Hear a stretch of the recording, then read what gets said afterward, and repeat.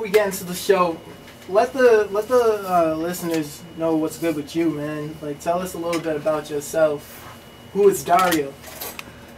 Dario is a URI student, man, on that college grind right now. On that college grind. It's not easy. It's not easy, man. Just trying to get through, get that degree. Just, you know, living the dream right now, man. I got a twin brother, man, and we're working on our own brand. But as of this show and myself, man, I was a baseball player playing here at URI, and this show changed my life basically. So right now I'm just riding this cloud, man. I feel you, man. What's your twins' name? Rafi. Rafi. So Dario and Rafi. Dario and Rafi. Shout out to Rafi. Shout out to Rafi, man. So yo, there's so much to ask. I'm so excited. Let's see. So how did you find out about the show? Like, what made you sign up, and like, how did you find out? Like, are you the one? Season 2 is casting. Like, were you interested in the first season, or someone was like, yo, you should go on the show, or how did that come together? Did you really suck at dating? Yeah, nah, you know, I mean, yeah, I guess you could say suck at dating. I'm a real picky guy, man. So women, it's just like none of them are ever good enough, man. But in terms of the show, I was just hanging out, man. I tell everybody it's a funny story. I was just kicking it. It was raining. I'm in my underwear eating a bowl of Cocoa Puffs, and I see this ad come up. on the air. I'm like, man, you know what? Let me give it a shot. I've always wanted to be on TV. And it's funny because the first dude, shout out to this dude out here, some guy in New York, man. He was a casting director. He didn't want to send me the application for whatever reason. Yeah, he wouldn't send me the application. I'm like, man. So I almost gave up. And I ended up getting it from another site because this guy was like on Facebook or whatever. And I got the application, and who would have thought, man, you know. 4 months later, I was blessed and got on the show. That's what's up. That's what's up. So you were there for love, or was it a mixture of like money, experience, and love? Yeah, you know, at the beginning, man, when I applied for the show and during the whole process, I'm like, yo, it's all about the money. Like, let's get this fame, just like anybody else, you know. And you got be on TV. That's what I'm saying. You know, you got your boys around you, and you're like, all right, you know, it's definitely like I'm just gonna get this money and get out. But you get put in this house, and before I saw the chicks, I'm like, man, I could actually find like a dime here. Think about it. Before I actually like saw the women when I was just in the house, because you think all the girls that applied, there's gotta be one bad one, and you never know. You know what I mean? So I was like, I could actually find love here. You know? Yeah, that's what's up. So like they said you all y'all suck at dating. Yeah. And then on MTV it says you follow in your brother's lead. What's good with that? What does that mean? Yeah, man. I don't know. MTV kind of dogged me with that one. Oh yeah, because we're like, honestly, what does that mean? Like, is that like you're taking your brother's sloppy seconds? Or Yeah, nah, man. You didn't know what to think about that. The best way to put that is he's my older brother, you know what I mean? So it's not, I wouldn't say I follow in his footsteps with women. I don't know why they referred it that way. They kind of make up their own little thing. Yep.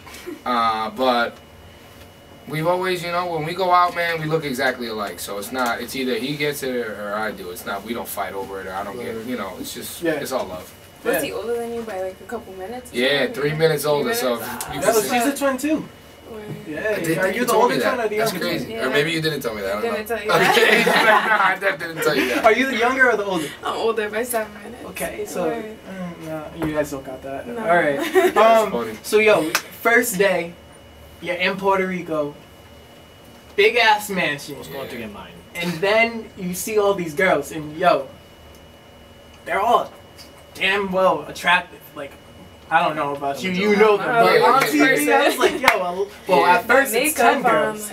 It's 10 girls, and then they're like, yo, we got an 11th girl, and then Shorty walks out the crib. So what's going through your mind at that moment when y'all are standing there, they're filming for the first time? Like, man, we made it. That's what I'm saying. Yeah, I'm walking out there like, son, we made it. Yeah. You know, I don't know. It's honestly like, when you're in that moment, you don't really sit back and like try to take it all in. You just kind of like, you know, like, the cameras, the like producers, everything was new to me, you know. So I had to listen and focus on what I was doing and not really sit back and be like, yo, I'm in Puerto Rico, you know what I mean? But after a couple days of settling in, you know, I was the first one awake every morning, like, yo, I'm really here. Like, I live in, this is my house. You know, this is my fridge that's stocked. You know what I'm saying? Yeah.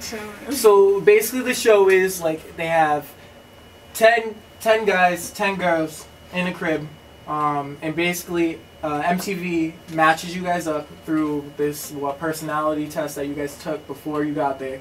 And what they need to do over the 10 weeks is find their perfect match through, what is it? How would we say it? Through like the different challenges and the dates that they send you guys on. And if they find their date, if they find the perfect match, they get $1 million. They split $1 million.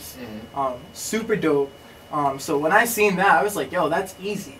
Right. Like, that's super easy. But then halfway through the show, I start realizing how hard it is, because you think you found your match, and then you find out that's not your match. You go in that truth box. You go in that truth box. Yeah, truth box. And like halfway through, you're like, yo, this isn't my match, but this is who I'm attracted to. So I didn't realize how tough the competition was. Did you find it that hard? Because at this point, like, I see a lot of people crying and getting very emotional on the show, but we haven't seen that from you. So, what was your experience with not yet. But tell us a little bit about like the challenges, or not like the challenges, but like just the competition overall. Yeah, you know, I did kind of experience it a little bit. A couple episodes ago, I found out that Shelby wasn't my match, and I was feeling it a little bit. I was into it, and for me, I went in with my head on straight. I said, whatever girl's in my match, I'm good. I'm gonna move forward, keep doing my thing, whatever. But some guys had a lot of trouble with it, man. And it is tough, because what you don't see with all these cameras is that you wake up to this person, you go to bed to this person, you are with them 24/7. We don't have, like I mentioned earlier, connection to the outside world, So when they say, okay, now a light is going to tell you that you cannot talk to this person anymore. Makes sense. Yeah, people are like, forget that. Like when you genuinely like someone, a light's not going to matter. And that's the thing. These people forgot, man. We're playing for $50,000. I'm like, man, if we have to put you in a room so you can stop talking to her, that's what we're gonna have to do. But separate. Talking about that, like I said, I watched all of the episodes yesterday, and yo, what was good? Like you were one of the first ones to kind of get into a small conflict, because you got your boy, what's his name? Was it Nate? It was Nate that was failing Shelby. Yeah. And then you came through, and you were like, yo, swoop. Yeah. It is what it is. You gon' wish for a G when I'm gone.